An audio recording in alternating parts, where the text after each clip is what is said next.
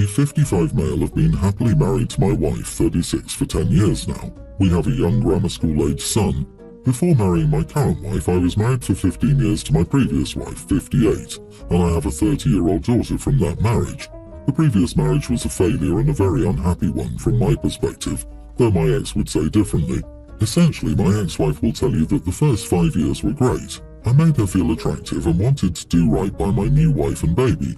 However, 5 years in, I became very unhappy. I realized I'd gone from my parents' house to another just like it. I never had the time to be a young adult and really explore my options in terms of dating and just being mentally young, instead of feeling like I was 30 going on 50. My wife was 3 years older, and even though our age difference should have been more apparent when I was 25, it hit me when I was in my early 30s. She was entering her mid-30s and treating our household like young adulthood was over. Her job path was set, and she wanted us to start planning for retirement. After that, I felt like my home came with bars and orange jumpsuits, and I was depressed and checked out. We lived separately, and I started exploring the things I should have done. I changed careers many times, and after we finalized our divorce, I got serious with a new business, and the rest was history. I tried to make it up to my daughter and have been a very good father to her. When my business took off, I had more money than I ever had while married, and she rejected a lot of what I tried to give her. My ex-wife and I were on different wavelengths, and my daughter and I could never do the fun adventures I would have liked. But I try not to be resentful because that's just the type of person she is, very risk-averse and grew up too fast for me. Since then, I met someone who liked the same things I did and was in the same place dating-wise. 2 weeks ago, I was talking to my daughter over the phone, and I asked why she has yet to marry her boyfriend, 28. He's a great guy. She sighed and said, well, he's a great guy, but in my experience, you were great and in the same place in life with Mom until you suddenly hated having an older wife. Your marriage and other marriages seem to give the impression that a man 2 decades older, with loads of baggage, would treat me better instead of fearing a younger husband, or flip the same switch you did at 32. I was insulted and didn't know why she was reading so much into my former marriage. It's not a representation. I also saw she was implying her issues with me, her dad, affected her relationship. I decided I didn't need to stand for this, so I hung up on her. We haven't talked since, and I wish for some sort of apology. Even if it still blames me, it's just some overture. Am I the idiot? So let me get this straight. You felt like the age gap was a problem with your first wife being 3 years older than you, yet your 19-year age difference with your new wife is somehow better? Dude, why are you insulted? She's just speaking the truth, and your description of your marriages is hilarious. You're a walking cliché.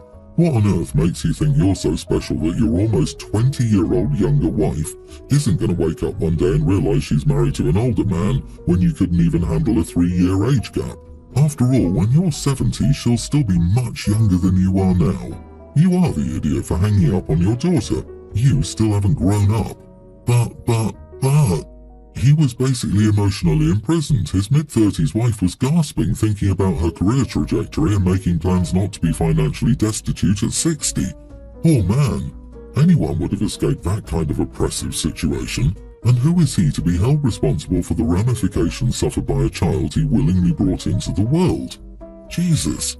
Basically, Opie was bothered by the age gap with his ex-wife and went on to marry someone who could be his daughter. That seems legit. LOL. Well, he and his younger wife were on the same wavelength, and we can see that he chooses to act like a freaking child with his own adult daughter, who seems to be more mature than he is. Don't forget that his daughter grew up too fast for him, so he didn't connect with her. You, walking cliché, is precisely right. Men like this think their wife is mature for her age, when really it's just that he's immature for his. You are the idiot, Opie. It seems like you've been really low on empathy your whole life, so it makes sense you think you're the injured party here. You had a midlife crisis and dumped your ex-wife to get a younger woman. Stop pretending that's not what happened. I, 20 female, babysit for some extra cash on the side. This just happened and it's eating me up, so here we go. So the family ordered pizza for dinner. Mom left cash on the table for me to pay. It was me and 2 boys, pre-tween and tween, a large cheese pizza and breadsticks. I've always thought that the babysitter could have a reasonable amount of dinner if expected to serve it. I've babysat a few times and have never encountered this. When the parents came home to relieve me, they asked how tonight went. I said fine and said that the pizza place was really good as I'd never ordered from there before. Mom looked at me puzzled and asked why I ate the kids' dinner. I said I just had 2 pieces of pizza and a breadstick. I feel as if this was not an inappropriate amount to eat. However, the parents disagreed. Dad said they didn't expect to have to feed me dinner and told me not to eat their family's food. Overall, I'm very uncomfortable and confused by this experience. Both boys were fed and didn't complain about being hungry for the rest of the night. I've always assumed, perhaps wrongly, that if I'm expected to serve dinner as a sitter, I'm welcome to have a serving. Is this something anyone else has experienced? Am I the idiot? Edit, I arrived at 5:30, so I guess I could have eaten beforehand. I ate 2 pieces and there were leftovers. Wow, not the idiot. That family is rude and cheap as heck. I usually order extra to accommodate babysitters, ask their preferences for pizza toppings, etc. if we order pizza or any kind of food. I also let them know where the snacks are and to help themselves to water, soda, Gatorade, etc. in the fridge. I nannied and babysat for many families over the years, as a teenager and young adult too, and it was always like this as well. What an idiot family. Don't babysit for them again. They are incredibly rude. The way they said it to OP was so awful. I had such crippling social anxiety when I was that age that if someone had told me, "Why did you eat the kids' dinner?" and I didn't expect to have to feed you dinner as well, don't eat my family's food, I would have been so mortified and upset I'd have probably never babysat again for anyone, and those words would be burned into my brain for years. What awful people. I cannot believe they're mad over a couple of slices of pizza. Me too, I'd have taken it a lot harder than OP did. What grown damn adults say that to their 20-year-old babysitter? Also, OP doesn't say how long the babysitting job was, but I've been a babysitter for some long jobs. Think 4 or 5 p.m. until well after midnight. Depending on the job's length, the family might be even worse to expect OP not to eat anything. My 48-male daughter, Teen, has gathered some followers on social media and started to get approached by some brands to promote their products. I don't know the first thing about this digital influencer culture, but I like that she's happy creating her content. We went through a family tragedy when my first wife passed 3 years ago, and I believe the dedication to her channels had a significant positive impact on my daughter during a difficult time in her life. Anyway, whenever a company approaches her, I help the best way I can, going over the terms and conditions of contracts and so on. One thing that surprised me though is that some of those offers involve serious money. So I told my daughter from day one that I would put it all away for her so she can access her money when she turns 18. I believe that as long as she's a minor and unable to make more informed financial decisions, she should get by on her allowance, just as my 2 other children do. She was initially okay with this, but lately she asked me for more money. She pointed out that I allow my other daughter to keep and spend the earnings from her babysitting gigs.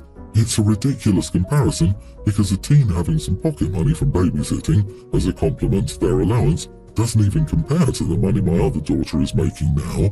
But it's a fair point and I gave her that, so I told her that we could use this as a reference. We could take an average of what her sister was earning with babysitting, or what her brother was earning flipping burgers in the fast food industry, or what most teenagers would realistically be expected to earn in this phase of life. I said I'd agree to take a similar amount from her earnings every month so she could complement her allowance, but the bulk of it would still be put away until she turns 18. She thought I wasn't taking her seriously to propose something like that. So was this an idiot move on my part? I'm learning you are the idiot, but not because of money management. Your daughter makes a fair point. She earns more and it stands to reason she should have access to more. You're treating her with a double standard. It seems weird to say, I think my daughter's mature enough to make adult decisions about her social media presence that could impact her future, but I don't think she's mature enough to manage money. If she's mature enough for one, she's mature enough for both. If she's not mature enough for one, is she mature enough for the other? This is a weird take. This is like child actors. They're clearly working in the adult world, but decent parents won't let them go wild with no oversight or control. How is this different? It's not a double standard. It's a careful exposure to some grown-up places. OP is not the idiot, but there are some specifics we don't know, like exact amounts of money, so it's hard to advise. As a minor, she can't legally enter into a contract, so I have to be involved. I sign the papers and the money comes directly into my account. So yes, it's her money, and I never took a single penny out of it for my personal use or to use towards our family. and the decision to put it away came not only as a measure to keep it safe, but also to keep her level-headed and grounded. I read that Emma Watson's parents gave her the same allowance they gave her brother despite the fact that she was earning millions while shooting the Potter movies. To clarify, my daughter is far from earning Harry Potter money, but I see this case as a positive example.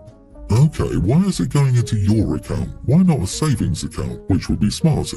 Why not an account for her? And you saying she can only have the equivalent of babysitting money or flipping burger money is stupid. A percentage of the money she earns is better. Or put the money your son and daughter make into your account. You can get a savings account with good interest rates for your daughter's money. Your daughter is right, it's not fair.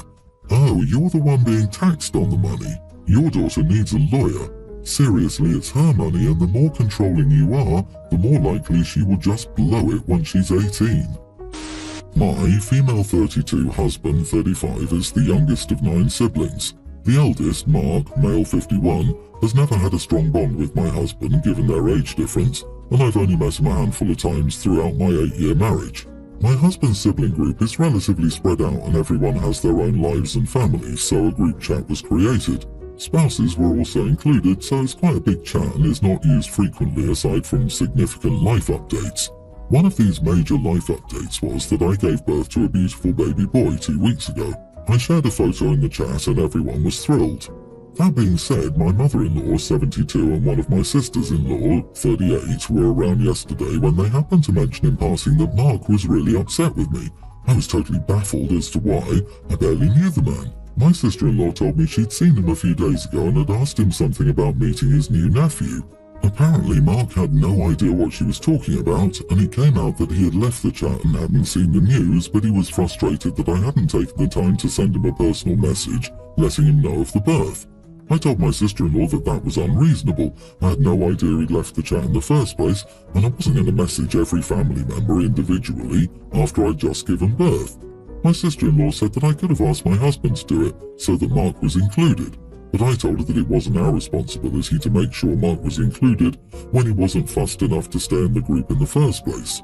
My husband agrees with me, but has told me that I was too harsh in saying it to his mom when all she wants is a cohesive family unit. He said we could just send Mark a personal message and end all this, which is true, but I feel it shouldn't be on us. Am I being too stubborn or an idiot? Not the idiot. Things happen in my family all the time that I hear about from other people. It's not abnormal.